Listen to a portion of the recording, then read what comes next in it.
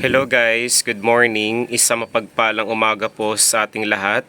Kayo po ulit ay nasa munting Hardines Sermia Vlogs. Sumatin po ang kasaganahan, ang kaswertihan na dulot ng 2023 at ng taon ng 2024. And for today's update and for today's video guys, ay gusto kong ibahagi ang naging matagumpay na pagpaparami ko ng isa sa mga considered lucky charm, money magnet, money plant, Vastu at Feng Shui house plant. Alam ko na napaka-pangkaraniwang halaman ito, ngunit bakit siya nagiging trending dahil sa kanyang kakayahan as responsible po siya as air filtering at air purifying plants. Ito po yung tinatawag na photos plant.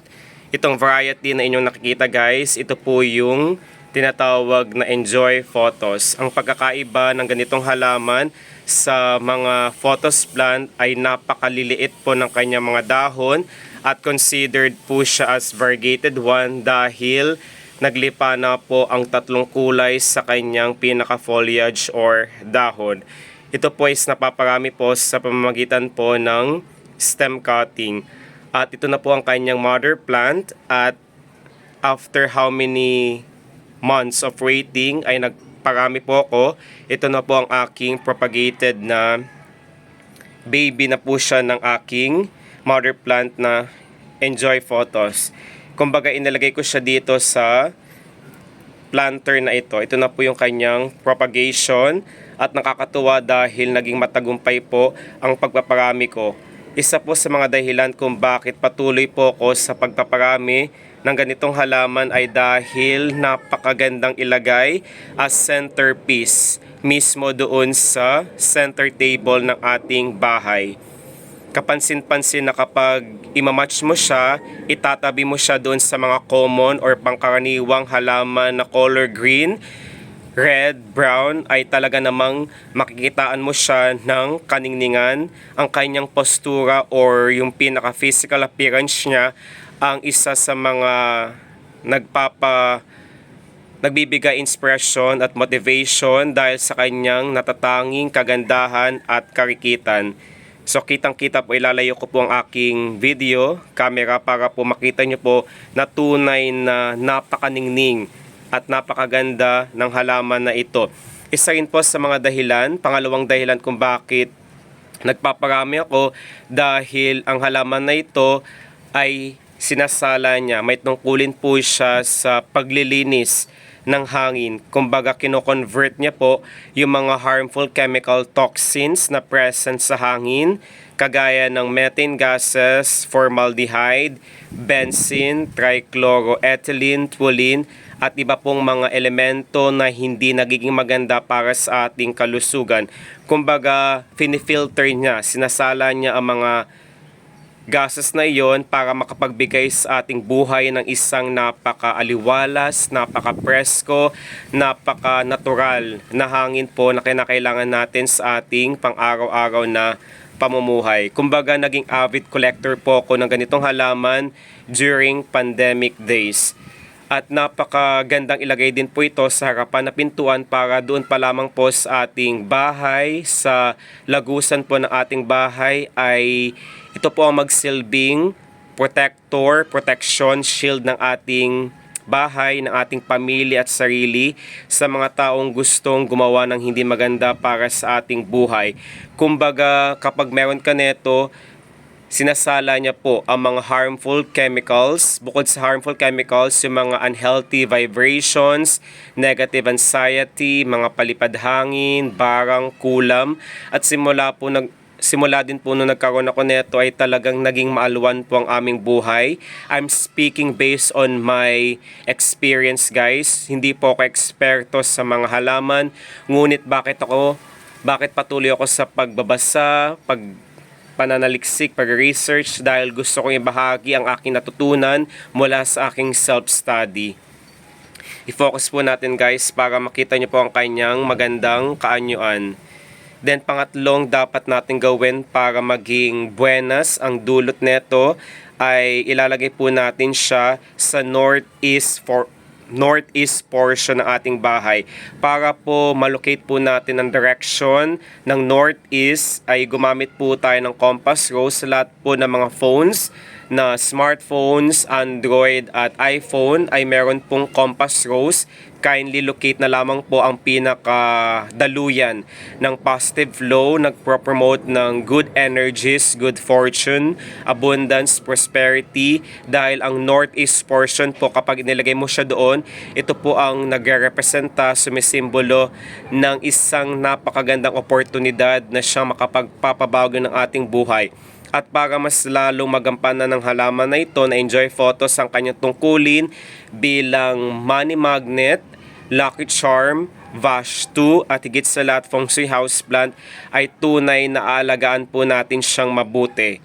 First na dapat gawin ay pumili po tayo ng isang paso na may malawak na espasyo para po yun po ang makapagbigay dulot, makapagbigay ng way or daan para mas lalong maraming supling, suloy, mga anak ang kanyang pwedeng maibigay guys. Kumbaga ito yung isang tangkay lamang po yung pinarami ko at nagulat na lamang po ako after 3 months of waiting ay naging ganito na po siya kaganda. Ayan.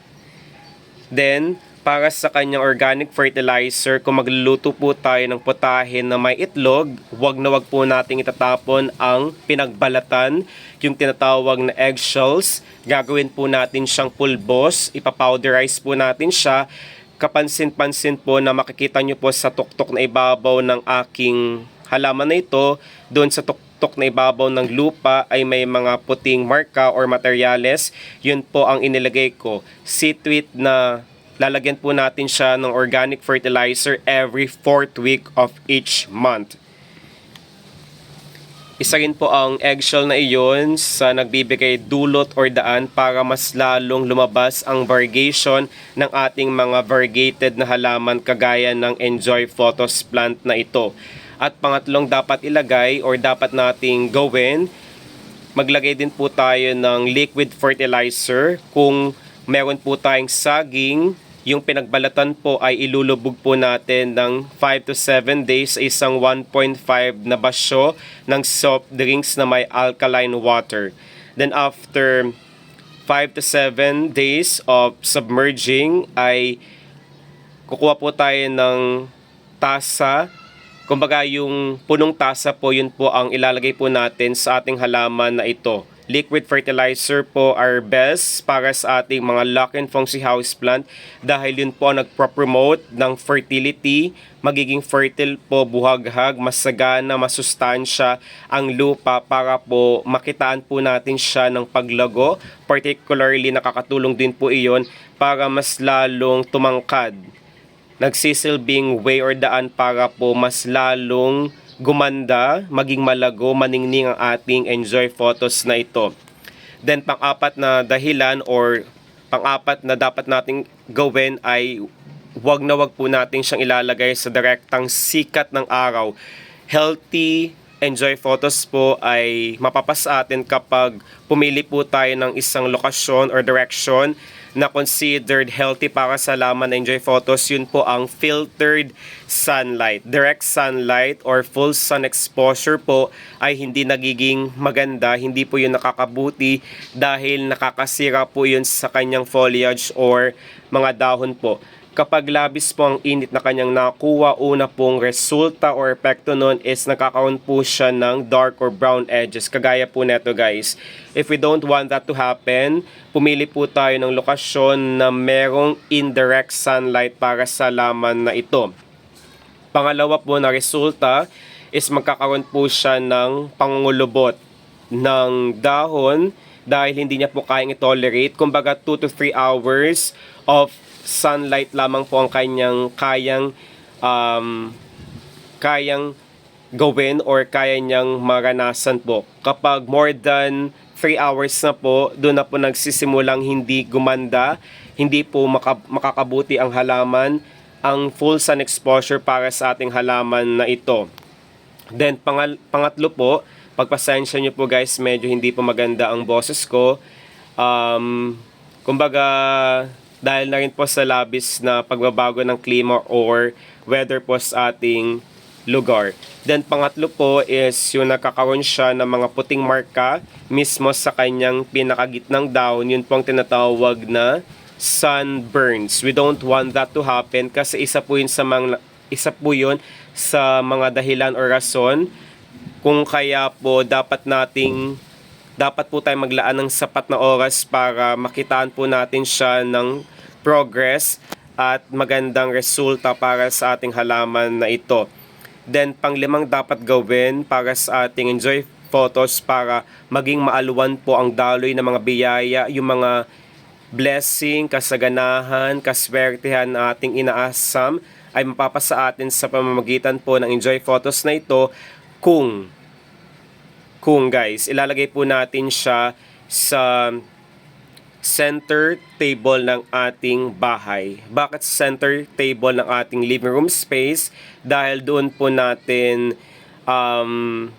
kumbaga yung lugar na yun po, doon po natin ina-accommodate ang mga panauhin, mga guests, kapitbahay, co-worker, at kahit na sino po dyan. Kumbaga doon pa lamang po ay talagang sentro yon ng isang positive flow na masasabi kong kapag nagkaroon ka neto, ito po ang tutulong para hikayatin ang mga matumal na blessing sa ating buhay. Dahil ang living room space po, doon po tayo minsan nagbabanding ng ating pamilya. Yun po ang sentro ng napakasayang experience para sa katuparan ng ating mga pangarap. Nawa po ay nakakuha po kayo ng mga tips or mga ideas na siyang tutulong para sa ating buhay para mahaltak ang mga biyaya na siyang tutulong sa atin para maging masagana ang bawat taon. Ingat po tayong lahat guys. Naway sa lahat ng bagay ang Diyos ay laging papurihan.